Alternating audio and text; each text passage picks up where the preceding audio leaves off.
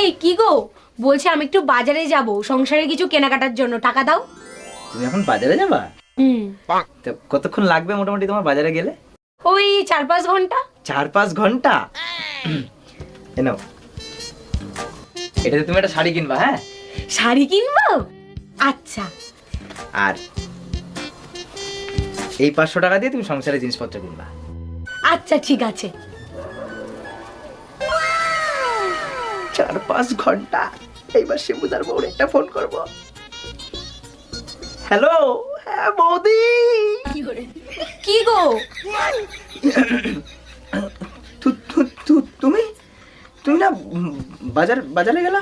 আমি না ভুলে গেছি। কি কি ভুলে গেছো তুমি?